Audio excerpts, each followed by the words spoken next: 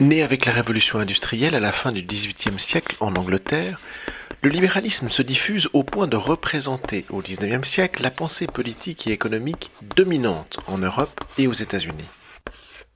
Plus qu'une doctrine économique, le libéralisme est fortement lié à la Révolution française ainsi qu'à la majorité des révolutions politiques du XIXe siècle.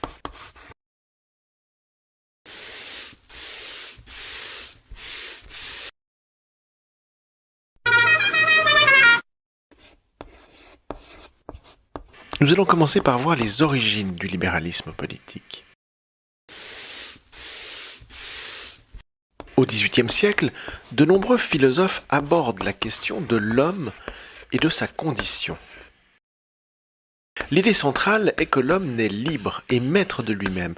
Il doit disposer de droits fondamentaux inaliénables, c'est-à-dire qui ne peuvent lui être soustraits.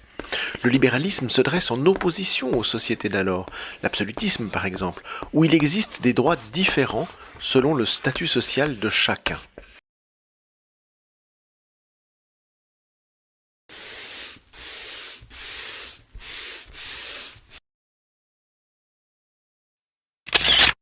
Dans l'Ancien Régime, prenons un État X, les nobles, les paysans, les religieux ont chacun des droits différents. Le statut social définit le droit. Dans une société libérale, tous les individus sont des citoyens. Ils sont tous soumis aux mêmes droits dans les frontières de l'État X. C'est le territoire qui définit le droit.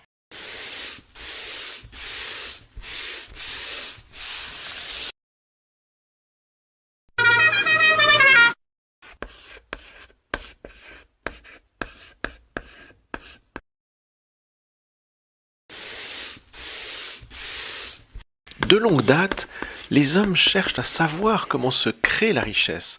Au XVIe siècle, les mercantilistes pensent que la richesse vient de l'accumulation de métaux précieux, qu'il faut attirer par le commerce.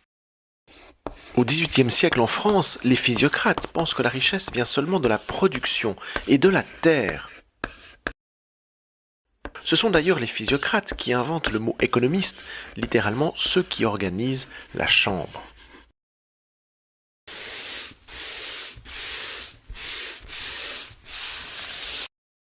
Au siècle des Lumières, XVIIIe siècle, l'économie anglaise décolle en voyant son industrie prospérer grâce au capitalisme industriel et aux échanges. À la fin de ce siècle, plusieurs économistes théorisent l'idée qu'un lien très fort unit liberté et prospérité. Adam Smith en Angleterre, David Ricardo, Benjamin Bentham, mais également Jean-Baptiste Say font partie de ces premiers économistes libéraux. Ils sont appelés les classiques.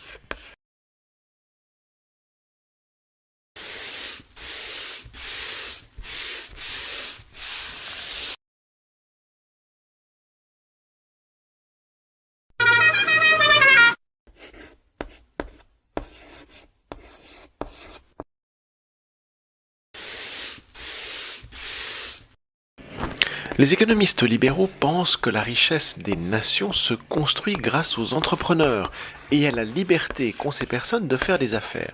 Plus ils sont libres, plus ils peuvent faire des affaires et plus la nation prospère. L'État ne doit pas mettre de frein à l'activité des entrepreneurs. L'enrichissement de tous se produit dans cette théorie par effet d'entraînement. Pour faire des affaires, un entrepreneur doit engager des ouvriers et les payer, etc.